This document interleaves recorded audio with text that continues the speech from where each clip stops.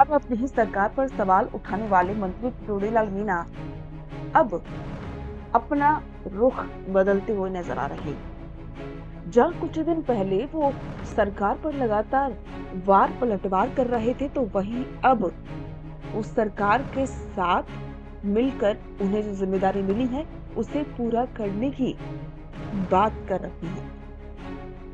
अलग अलग मुद्दों पर सरकार के खिलाफ मोर्चा खोलने वाले किरोड़ीलाल मीणा अब कह रहे हैं कि वो पूरी ताकत से कृषि मंत्री के रूप में काम करेंगे।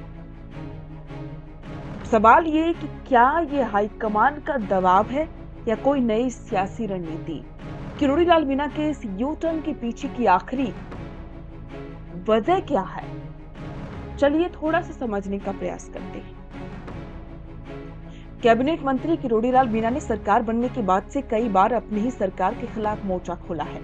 सरकार बनने के बाद से ही वो अलग अलग मौकों पर अपने ही नेताओं और नीतियों पर सवाल उठाते रहे।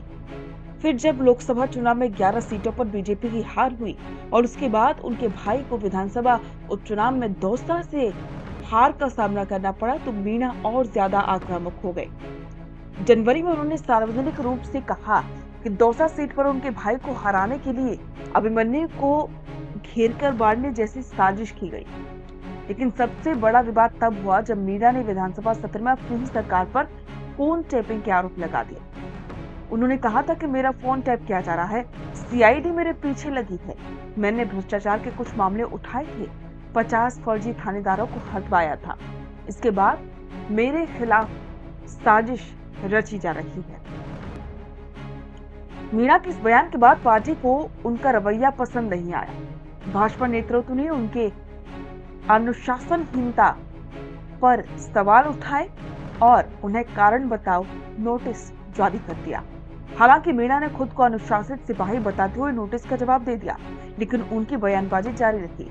30 मार्च को सवाईमाधोपुर में उन्होंने आरोप लगाया कि चुनाव हराने की पूरी साजिश हुई थी। उन्होंने पर्ची सरकार का मुद्दा भी उठाया, लेकिन अब जब वो कोटा पहुंचे तो उनके बयान में अचानक से बदलाव दिखा। कोटा में मीडिया के सवालों पर उन्होंने कहा कि अब पुरानी बातें मत कुरे दो, वो बीत गई, मुझे हाईकमान से निर्देश मिला है कि काम करो और मैं पूरी ताकत से कृषि मंत्री के रूप में काम करूंगा। लेकिन सवाल उठता है कि आखिरकार ऐसा क्या हुआ जो किरोड़ीलाल मीणा ने यू टर्न ले लिया। सियासी जानकारों के मुताबिक इसके पीछे कई वजह हो सकती है। कहा जा रहा है कि भाजपा का अनुशासन किसी भी मंत्री के बगावती तेवर अपनाने की इजाजत नहीं देता। मीणा को साफ संकेत दिया कि अगर वे इसी राह पर चलते हैं तो उनका मंत्री पद भी खतरे में पड़ सकता है। खबरें हैं कि हाल ही में उनके कुछ बयानों को लेकर पार्टी के शीर्ष नेतृत्व ने उनसे सख्ती से बात की और स्पष्ट कर दिया कि उनके बयानों को सरकार की छवि खराब हो रही। मीणा को 2-2 कह दिया गया कि या तो वे बयानबाजी बंद करें या फिर अपने भविष्य की चिंता करें। यही कारण है कि मीणा अपना सियासी भविष्य भी संकट में देख रहे थे।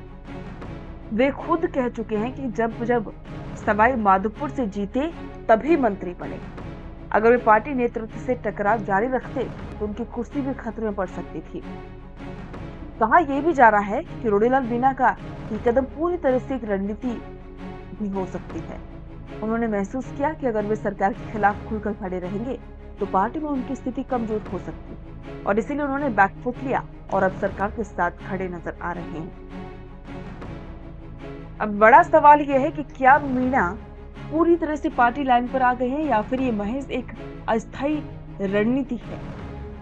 क्या वे अगले चुनाव तक सरकार के साथ रहेंगे, ये भी एक बड़ा सवाल है। मीणा का यू टर्न बताता है कि राजनीति में कुछ भी स्थायी नहीं होता। भाजपा में अनुशासन सर्वोपरि है और हाईकमान के इशारे के बिना कोई नेता लंबे समय तक पार्टी से अलग रुख नहीं अपना सकता है।